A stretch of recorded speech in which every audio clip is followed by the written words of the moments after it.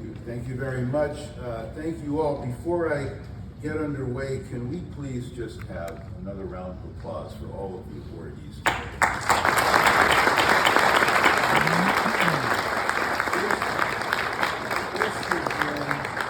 This has been a joyous, beautiful occasion on a really beautiful day.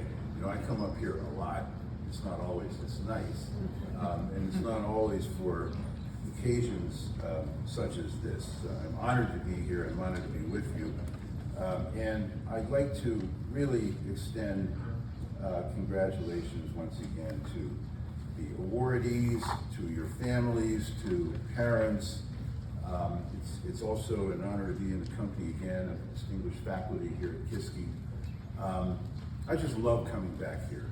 I love coming back here to spend time with the boys, to spend time with the leadership of this great institution. It's just a pleasure and an honor. But I would be remiss, I think, if I did not say to those of you who were not elected to the Cum Laude Society or Phi Beta Kappa or did not receive an academic award this year, I stand before you as Exhibit A that there is hope. Because I didn't either when I was here. They didn't have as many as they do now, and that's probably a good thing. But in any event, congratulations to you all. Congratulations to members of the class of 2024. Nick Kuda spoke of our history and our traditions. And before that, you heard a bit of mention of the Greek phrase for a love of learning.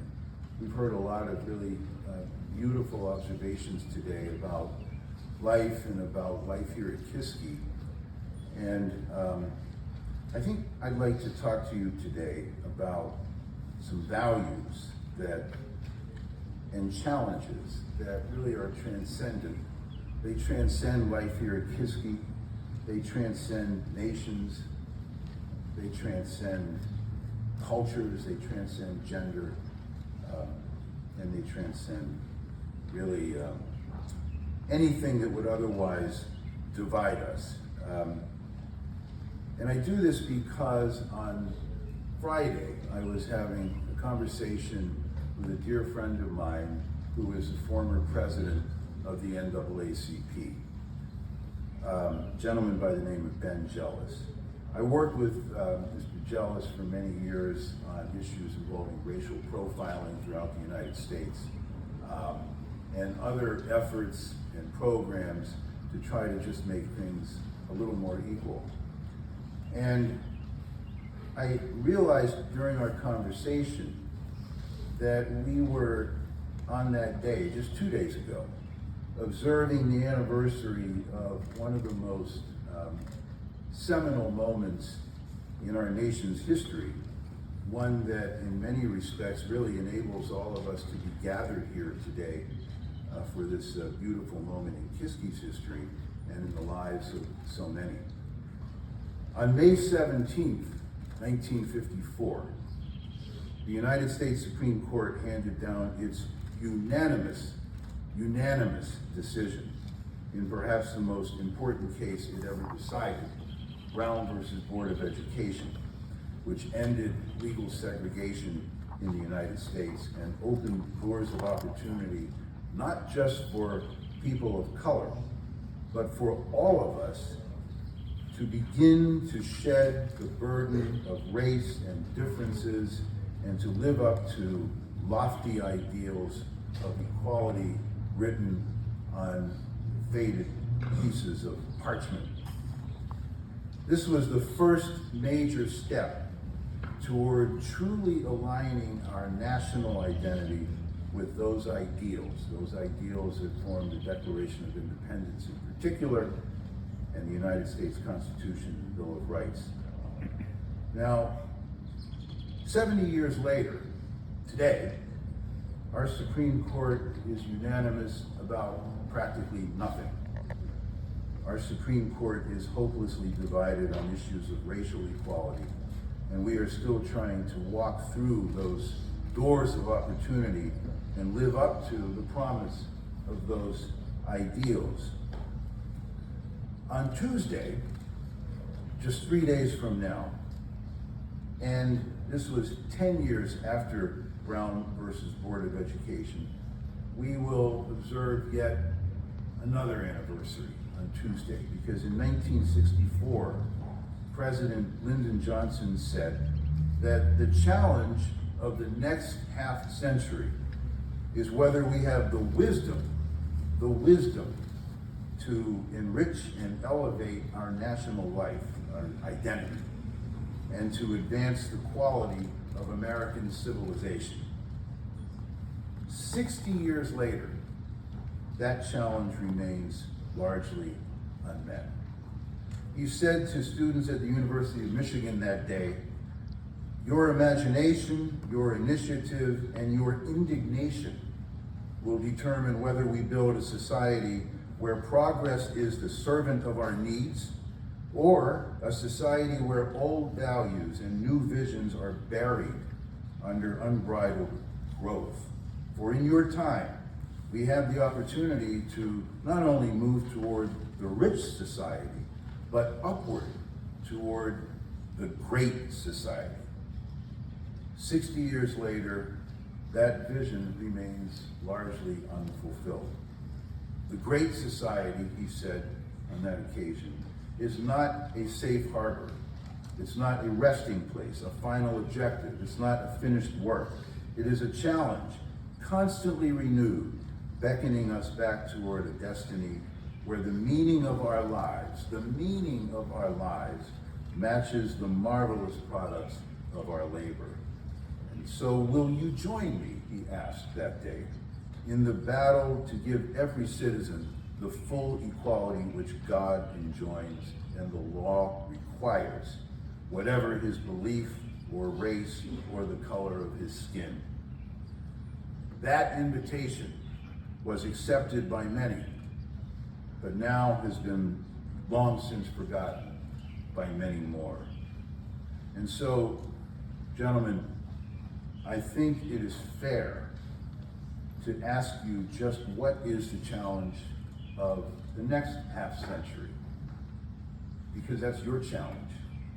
What is your challenge as you embark upon college and careers?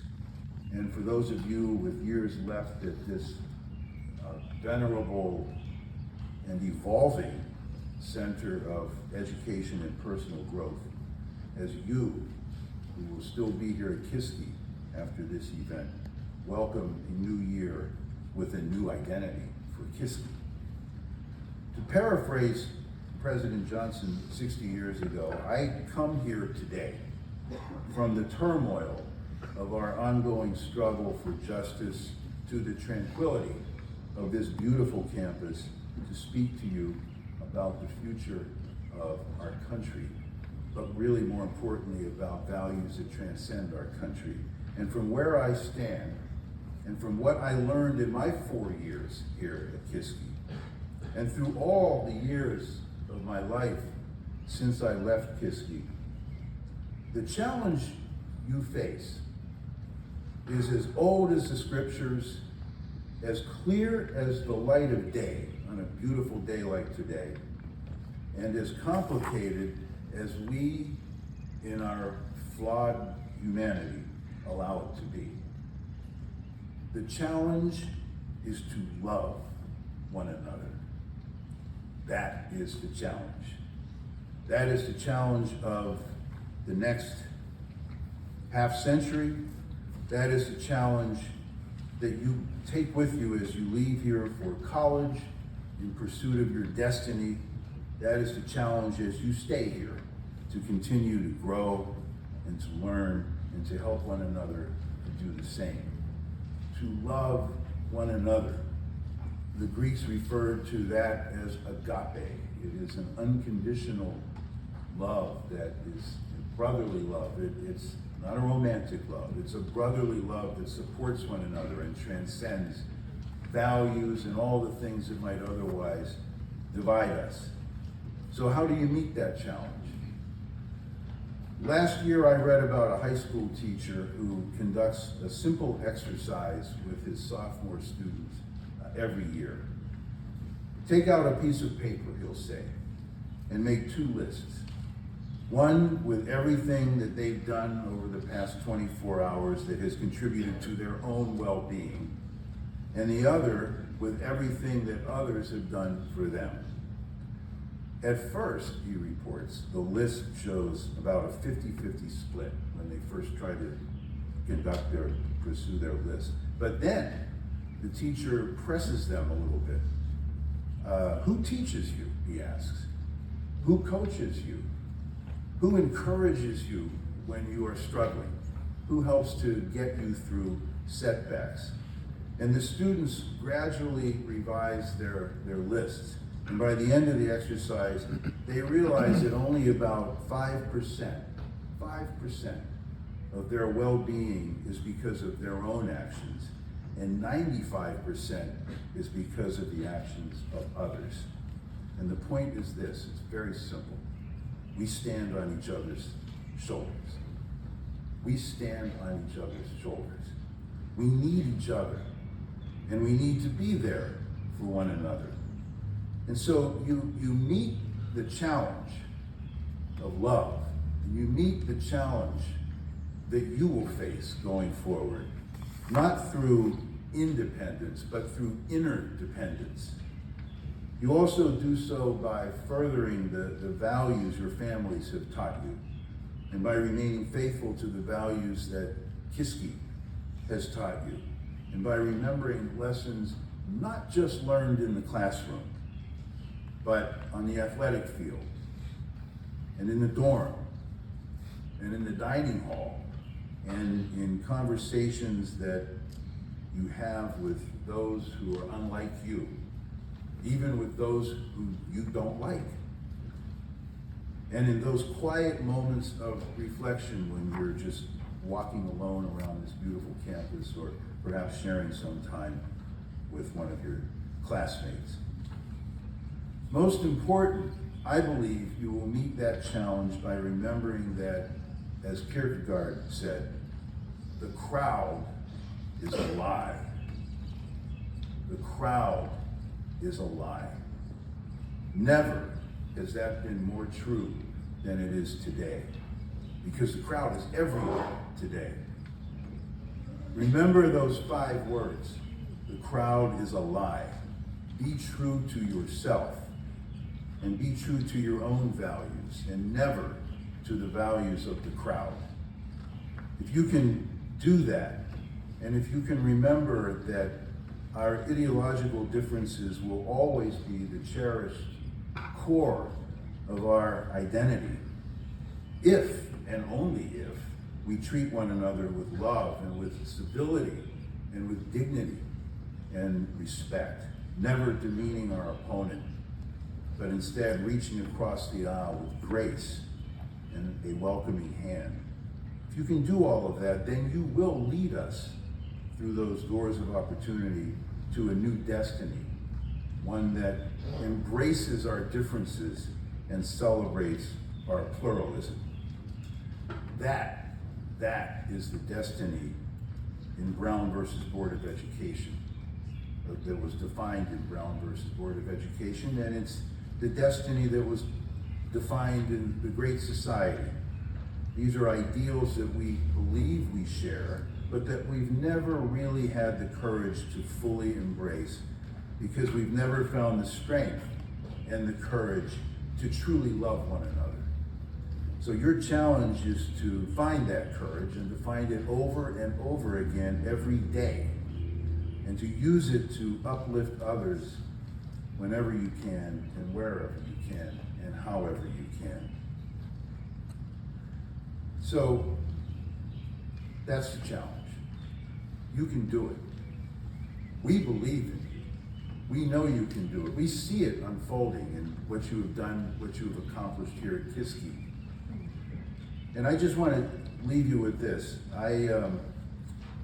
When I come back here, I'm coming home, really. This is home for me. I leave this place my home today for the very last time, thanking Mr. Bunigson for having me back once again. Can we just please take a moment to give Mr. Bunigson a round of applause?